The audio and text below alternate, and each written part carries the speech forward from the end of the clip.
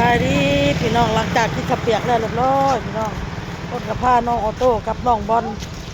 ไปงานงานเล่น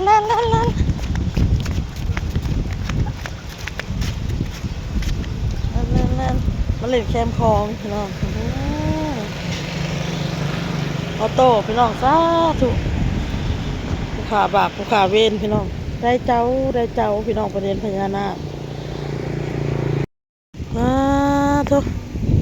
อย่างเลาะแล้วได้เป็นหาแม่เลยพี่น้องลูกก็ได้ทุกได้เจ้าเลย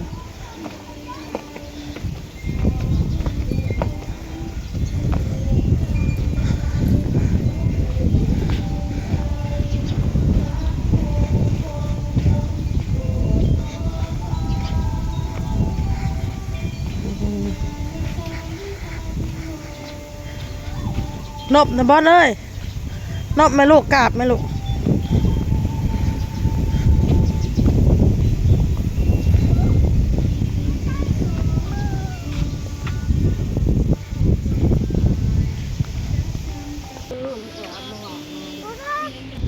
ไปอยู่น้ำอ้ายไปลูกไปว้าเถอะหนึ่งนั่งทุ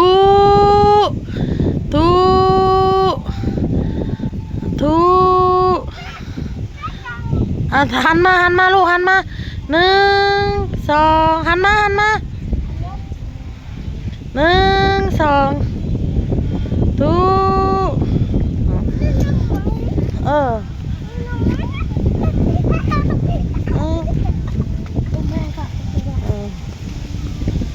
พาลูกมาคลายเครียดพี่น้องเอ้ยมุกมุ่นอยู่แต่ในเฮือนกับแม่เลยกับประสาทใส่ลูกใส่เต้า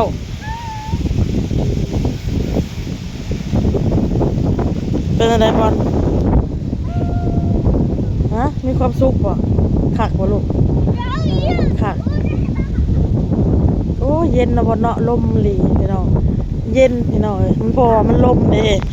ช่วยๆจังหน่อยเขามโนลมลูกเห็นบ่พี่น้องเขามโนลมกระเซแนมไปกระเซเย็นผ่าลงมาผ่าลมได้ตัวลมขักอะไรเย็นสบายโอ้โตพี่น้องไอ้บอลไปยืนน้ำห้องไว้ลูกโตลม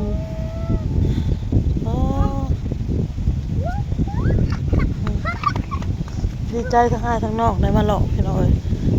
พาลูกมาหลอก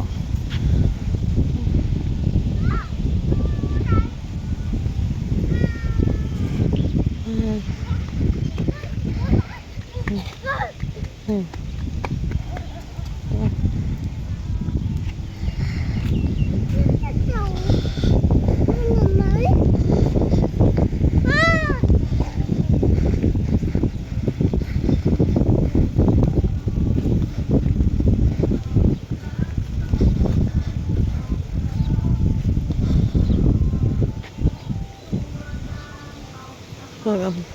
มีอยู่พี่น้องแขกไทยมาเพื่อมากราบมาไหว้เนาะพี่น้องเขาอยากได้ยังเขาพิซซ่าเอาอยู่หันเลยพี่น้องเด้อพิซซ่าเขาก็มา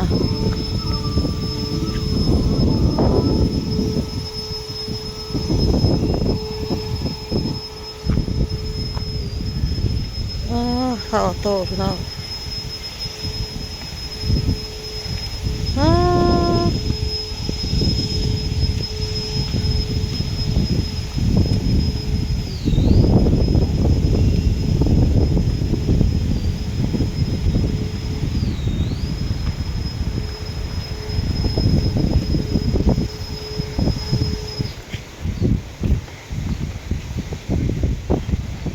ก็งางหลอกเลย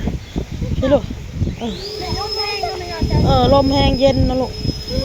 ลมมาจากโตมาพี่ลูกมาน้ำสีใสมาจับลูกมาจับนี่มาพี่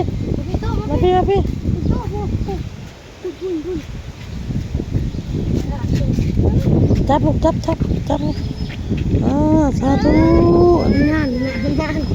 นั่นเป็นกงแท้ ลูกเนาะอย่าเฮ็ด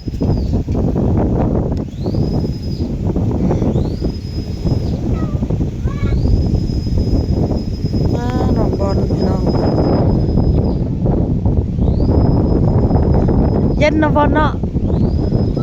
เย็นคักนะบอล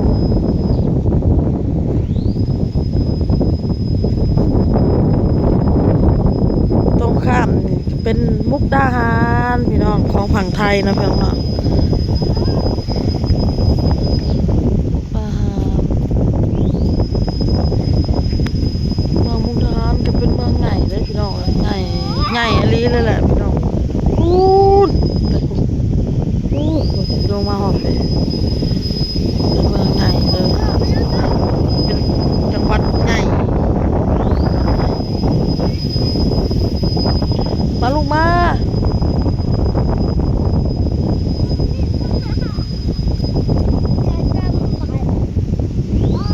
โอ้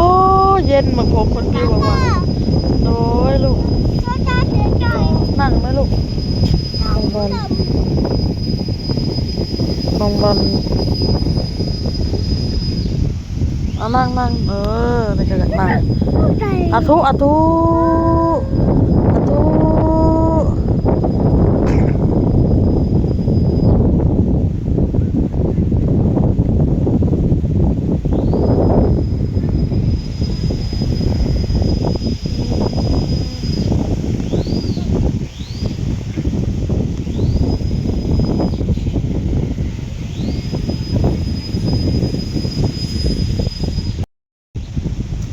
เย็นพี่น้อง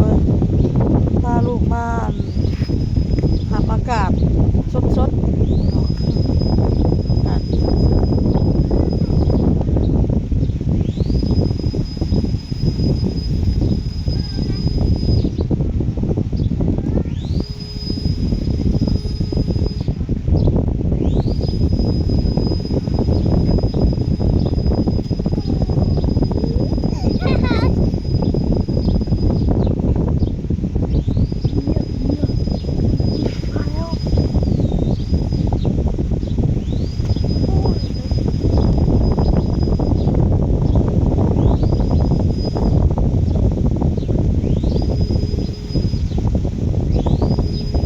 ลมพัดเลย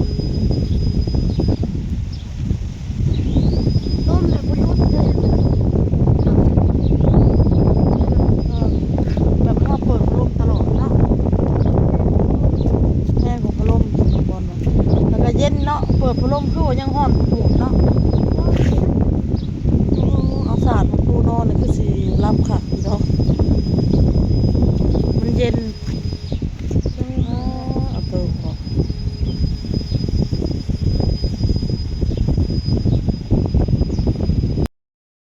บัดนี้โอนกลับมาฮอดเฮือกนกเด้อพี่น้องเด้อ